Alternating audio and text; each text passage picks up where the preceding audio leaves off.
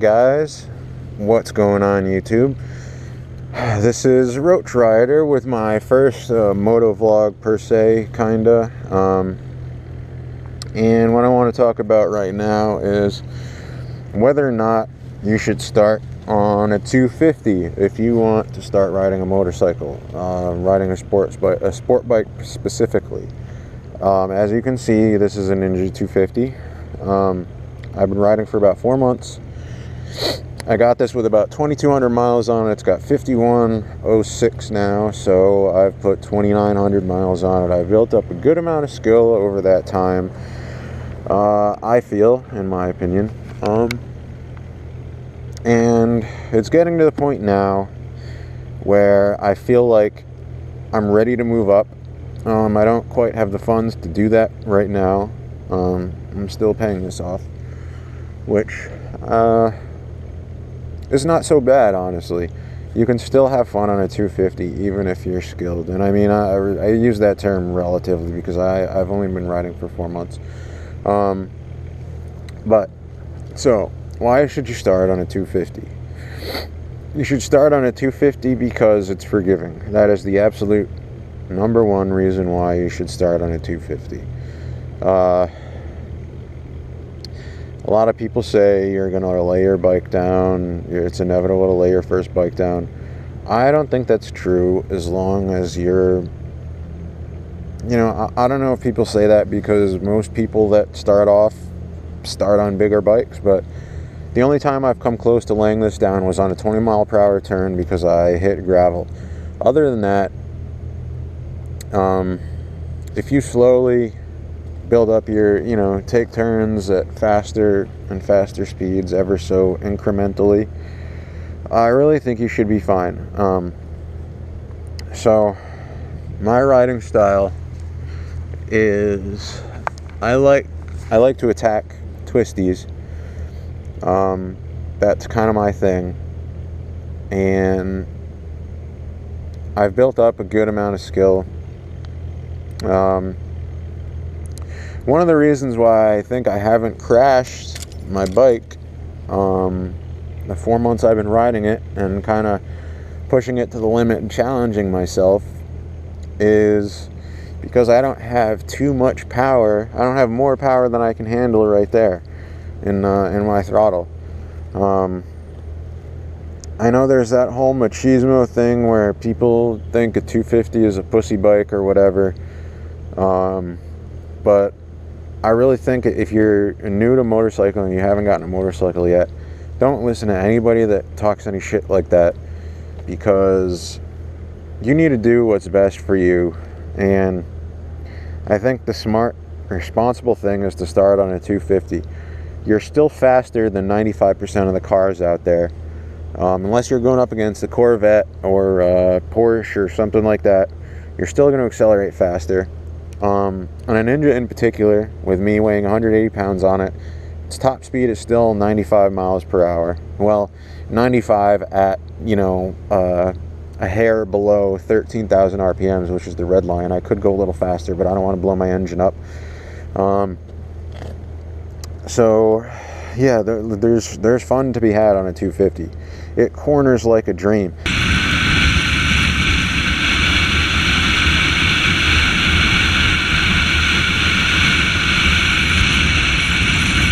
I go on rides on Saturdays with a group, and I have the smallest bike out of everybody.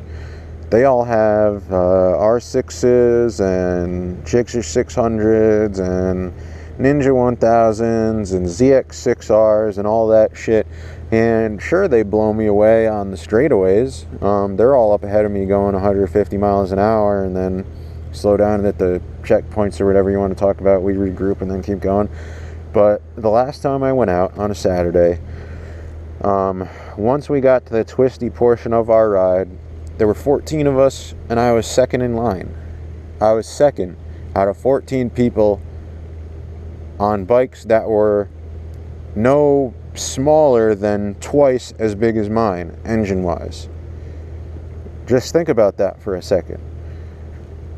The smallest bikes anybody else had were 600 cc's, and I was in front of 13. I was in front of 12 of them. There's only one person that was in front of me.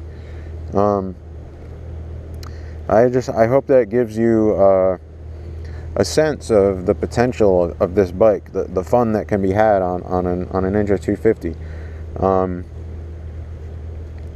It's just, I don't know, I guess it depends on your riding style. If you want to just take it on the highway, go straight really fast, that really doesn't take any skill. If you're gonna avoid turns completely, then by all means go for it. Just get a 600 or 1,000.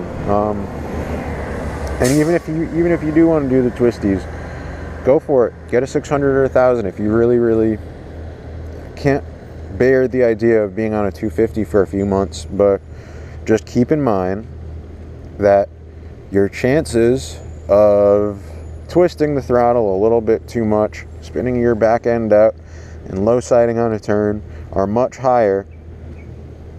The chances of that happening increase as your engine size increases.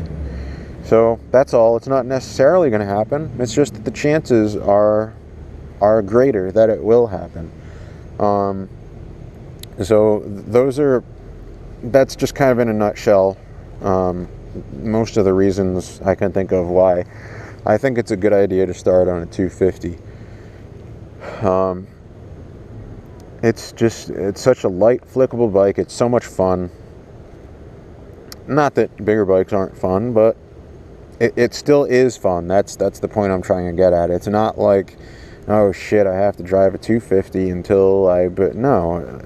It's still a motorcycle. You can still go pretty fast on it.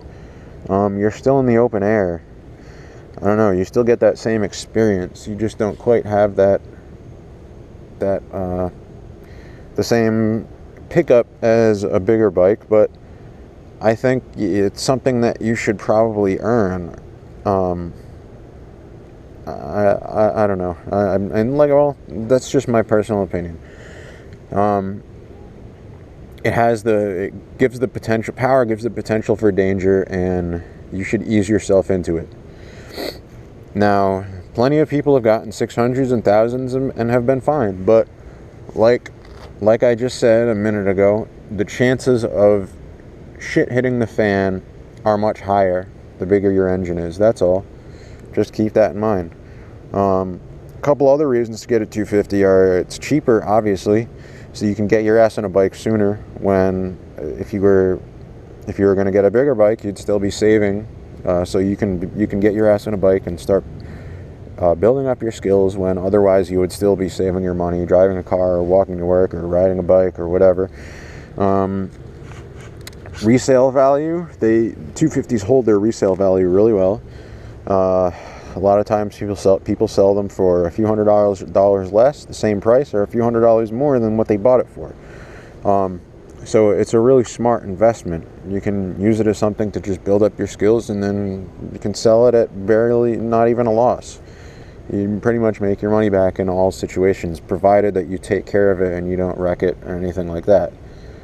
So yeah, that's about it. I'd recommend the 250. Actually, if you can get your hands on a Ninja 300 for a good price, I've heard those are awesome too. I've never ridden one, but that might be, if you're really concerned about speed and acceleration and, you know, the whole pussy bike image, those extra cc's might give you what you're looking for, and still, while still being on a bike that's not too far over your head. So you might want to look into that. Maybe the CBR 300s or the CBF 3. You know, they're coming out with a lot of 300cc bikes these days in the last few years. So you might want to look into that. But also for that reason, there aren't many used. You know, they've only been around for a couple of years, so there aren't many used versions. You're going to pay top dollar for them because they're basically brand new. But that's just something I would recommend, either a 250 or a 300. But you all can do whatever the fuck you want to do. It's your life. It's your money. It's going to be your bike once you buy it.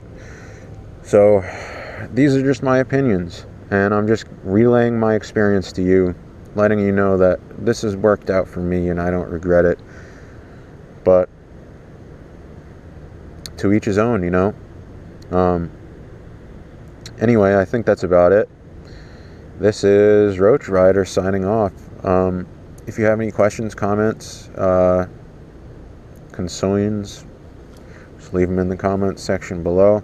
If you think I'm a douchebag and shouldn't make videos anymore, just comment that below too.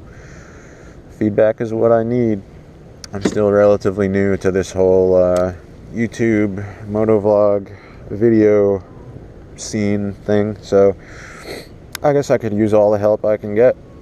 But alright, have a good night, y'all. Hope you enjoyed it. Like, comment, subscribe.